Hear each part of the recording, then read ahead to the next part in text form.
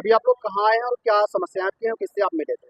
हम जिलाधिकारी महोदय को अपना ज्ञापन देने के लिए सभी लोग आए हैं, जो कि फेज़ 13 का एग्ज़ाम एसएससी जो कंडक्ट कराती है, उसके थ्रू मैं अपनी समस्याओं को सभी लोग आए हैं एडीएम साहब से मिलने के लिए ज्ञापन देने कि एक तो हम लोग क्या है, हमारा सेंटर जो है इस प्रेजेंट टाइम चल रहा है, जो सेंटर जाते हैं हम लोग, तो वहाँ पे एक तो सेंटर की प्रॉब्लम होती है। ऐसी जगह सेंटर्स बना दिए हैं जहाँ पे गाय भैंस बंधी हुई हैं, वहाँ पे कोई अन्यताएँ की कोई इतनी भारी कमियाँ हैं कि जैसे बहुत सारी फेस प्रॉब्लम करनी पड़ती है। जब हम लोग एग्ज़ाम देने बैठते हैं तो सेंटर उसी बीच में क्या है, उनका सर्वर डाउन हो जाता है, जिसके कारण क्या होता है, हम लोगों को बहुत प्रॉब्लम होती है और 2 से 3 बार जो है सिस्टम्स हैंग होते हैं और उन सिस्टम को चेंज करते हैं, वो लोग माउस चेंज करते हैं। और दूसरी चीज़ है, ये सारी समस्या। दूसरी चीज़ है, अभी एक रिसेंटली में एक लड़के को जो है बाउंसर्स के द्वारा मारा भी जा रहा है।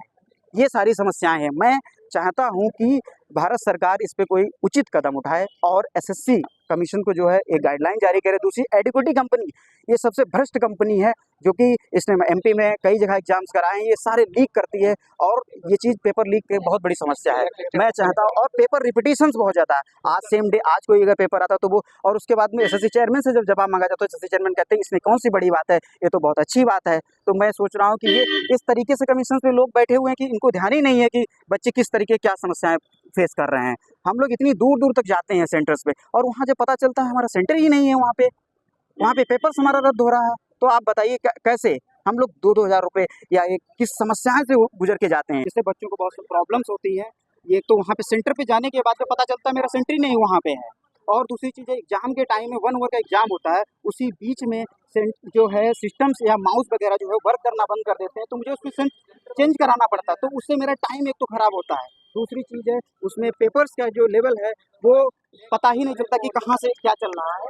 दूसरी चीज़ है और कि बीच में क्या है, एक पेपर एक दिन आया तो वो सेम डे रिपीट पेपर हो रहा है। ये सारी चीज़ें दिक्कत आ रही हैं, प्रॉब्लम। और सर प्रेफरेंस भरने के बावजूद भी सेंटर दूसरी जगह चला जा रहा है, और मौके पे जब पहुंचते हैं तो पता चलता है कि मेरा सेंटर नहीं वहाँ पे है, मुझे फिर वहाँ से दूर जाना पड़ता है, और वहाँ पे पहुँच के सेंटर पता चलता है मेरा पेपर ही रद्द हो रहा है। मैं एक तो 1000 2-2 हज़ार रुपये लगा के जाता हूँ, उसके बाद मेरा पता चलता है सेंटर ही नहीं है। तो कितनी, बताइए आप, स्टूडेंट की कितनी दिक्कत।